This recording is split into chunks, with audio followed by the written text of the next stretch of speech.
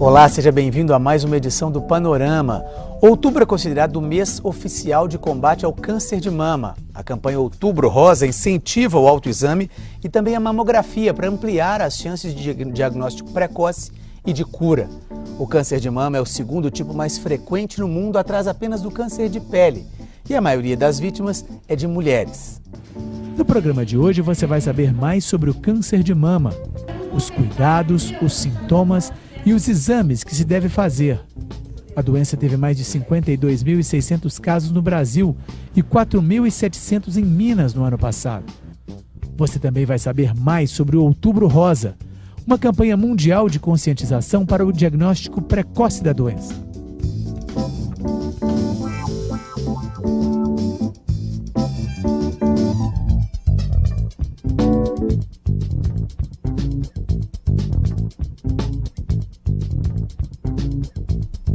Para falar sobre o câncer de mama, estão aqui no estúdio conosco o mastologista Clécio Lucena, diretor da Associação de Ginecologistas e Obstetras de Minas Gerais, e o oncologista Amândio Soares, diretor da Oncomed BH. Muito obrigado, Clécio, pela presença. Muito obrigado, Amândio. Bom, nesse mês, em vários países do mundo, uma campanha de conscientização está deixando vários prédios e monumentos coloridos. É o Outubro Rosa, veja só. O movimento Outubro Rosa foi criado nos anos 90 nos Estados Unidos. Desde então, várias cidades fazem campanha todos os anos para conscientizar sobre a prevenção e o diagnóstico precoce do câncer de mama. Em qualquer lugar do mundo, a iluminação rosa é compreendida como a união dos povos pela saúde feminina. Em Belo Horizonte, a campanha foi aberta com a iluminação do prédio histórico da Praça da Estação, no centro da cidade. Teremos campanha de mídia, teremos mobilização dos agentes de saúde, diversos mutirões, tudo de forma a trazer essa reflexão das mulheres. É importante que o poder público lidere esse movimento, mas acima de tudo é preciso que as mulheres se cuidem, procurem o acesso à sua mamografia. 10 mamógrafos móveis já percorreram 100 cidades mineiras e a caravana vai continuar. O objetivo é de que o acesso aos exames chegue a 750 mil mulheres no ano que vem. Agora a mamografia deverá ser feita a partir dos 40 anos e não vai precisar de pedido do médico. Basta apresentar documento com foto. Ana Maria não perdeu tempo. Esse exame é super importante na vida da gente. É uma doença que vem sorrateira, a gente não sabe como a gente detectar. Bom, vamos começar a conversar um pouquinho sobre a questão. Eu queria começar, Clécio, te perguntando o seguinte: por que essa recomendação do exame da mamografia mudou a recomendação da idade, quer dizer, agora a partir dos 40 anos? E o sistema público tem condição de oferecer essa mamografia para a população como um todo? Fernando, há muito tempo a Sociedade Brasileira de Mastologia ela já fazia o entendimento de que a idade do início do rastreamento com a mamografia deveria ser feita a partir dos 40 anos. Por uma contingência política e social, o governo elaborou um programa em que o rastreamento mamográfico seria feito a partir dos 50 anos.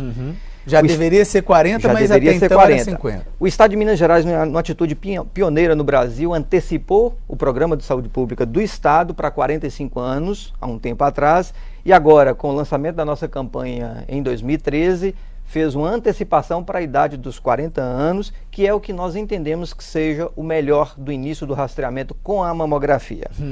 Perfeito. Mas e aí a questão da capacidade de conseguir dar conta? Quer dizer, se todas as mulheres de 40 anos de Minas Gerais forem aos postos de saúde em busca da mamografia, elas vão conseguir ser atendidas e o Estado tem condição de oferecer isso? O Estado de Minas Gerais ele tem algumas particularidades bastante interessantes, reflete muito ou se aproxima muito da realidade social do Brasil. É um estado em que nós temos regiões com poder aquisitivo extremamente alto, muito próximo de estados e países desenvolvidos, e outras regiões como a nossa, em que nós temos uma realidade completamente diferente, em que sequer há um equipamento de mamografia para ofertar o exame para aquela população.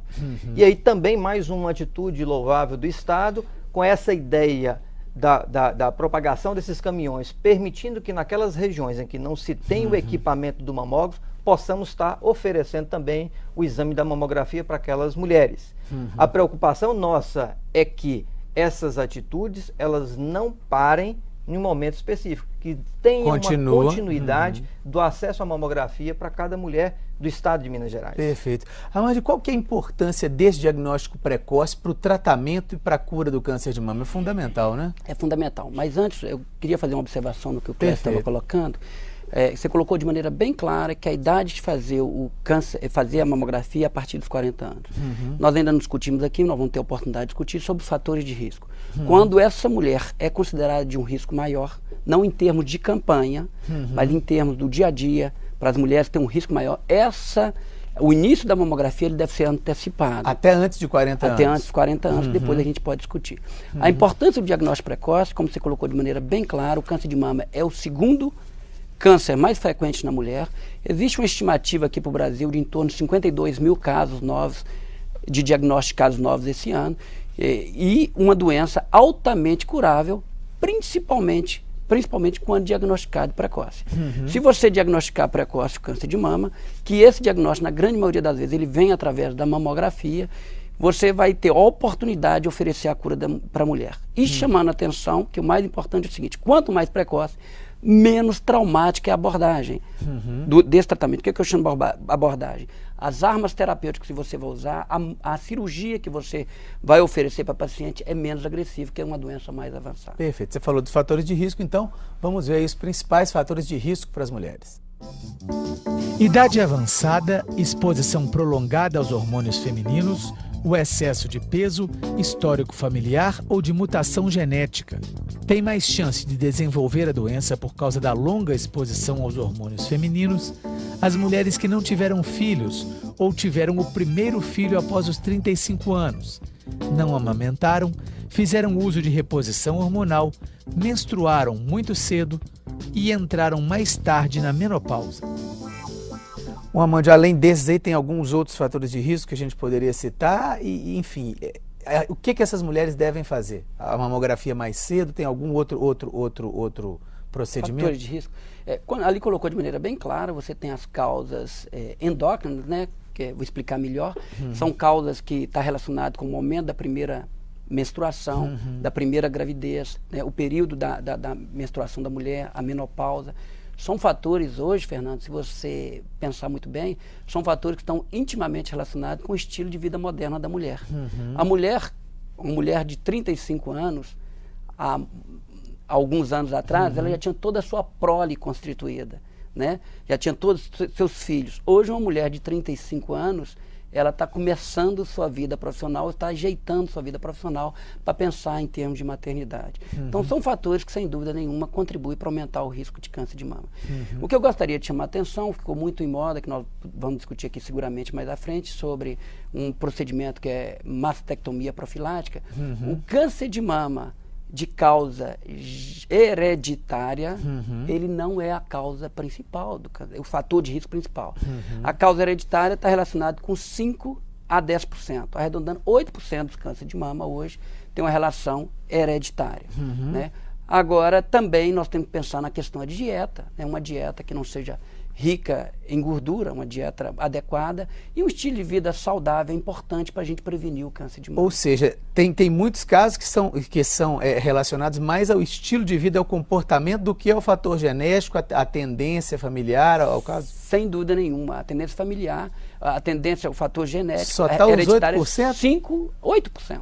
Que coisa. A cada 100, 8 casos. A gente tinha a impressão de que realmente, se tem alguém na família, se tem a coisa, cria-se vamos dizer assim, um cuidado maior, a pessoa pensa em se cuidar. Se não tem ninguém que já teve a doença na família, fala assim, não, né, a situação está mais tranquila e a coisa não é assim. 50% de todos os cânceres de mama, Fernando, a gente não consegue identificar um fator de risco.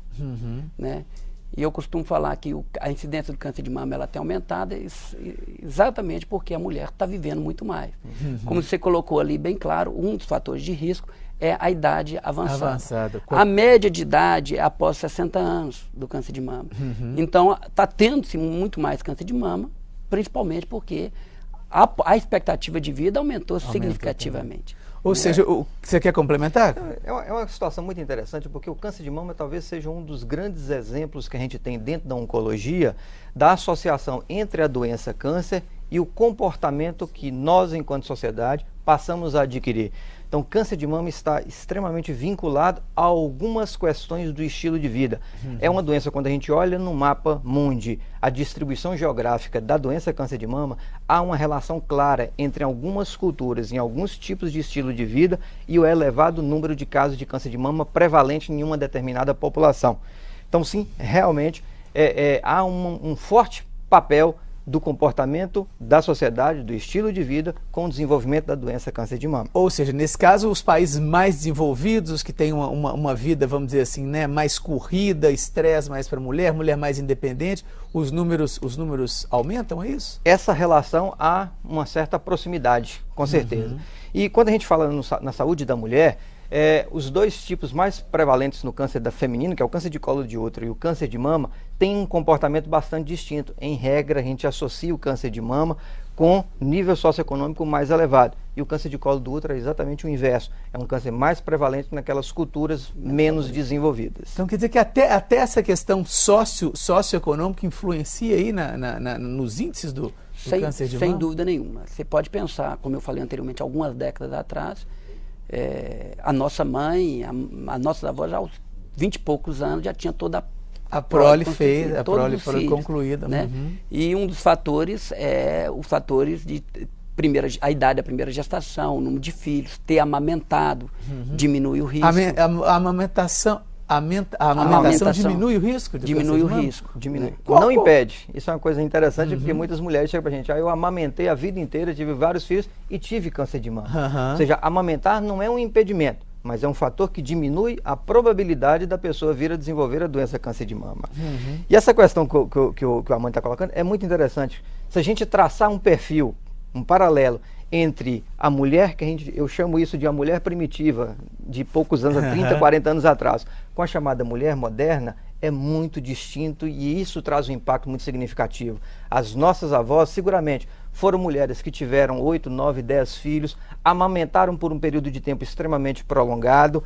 Essas mulheres não usavam anticoncepcional, não usavam terapia de reposição hormonal, tinham um estilo de vida completamente diferente e essas mulheres tinham, ao longo de toda a sua vida, cerca de 50 a 90 menstruações a vida inteira. Hoje a mulher, ela sequer amamenta por um período de tempo muito curto, sequer engravida ou venham a engravidar uma ou duas vezes numa idade muito tarde, usam anticoncepcional, usam terapia de reposição hormonal por um período de tempo muito longo e tem, ao longo de toda a sua vida reprodutiva, cerca de 350 a 400 menstruações. Então isso traz um perfil biológico completamente diferente. E obviamente acaba refletindo no desenvolvimento de uma série de doenças, inclusive o câncer de mama. Perfeito, você que estava querendo completar aí. Não, é isso. É um dado importante que o Clécio chamou a atenção, que a gente tem que falar, a gente vive isso dia a dia no consultório, o Clécio nas mamografias dele, ele colocou gravidez precoce diminui, mas não evita. A mamografia não evita o câncer de mama. Ela proporciona o diagnóstico precoce, que é extremamente importante. Isso que a gente chama de prevenção secundária. É o diagnóstico precoce que aumenta. Quando é prevenção primária, é afastar os fatores de risco. Né? Por exemplo, o cigarro é um fator de risco elevadíssimo para câncer de pulmão. Se você tira o tabagismo, tira o cigarro, você está afastando o risco, você está fazendo uma prevenção primária. Pois é, no caso do câncer de mama, a gente tem alguns comportamentos. Sim, a prevenção primária seria através do estilo de vida, né? Um estilo de vida saudável, alimentação adequada, a prática de atividade física. Perfeito. Nós vamos fazer um pequeno intervalinho, mas daqui a pouco a gente vai continuar nossa conversa aqui sobre o câncer de mama. Um minuto só, nós voltamos já.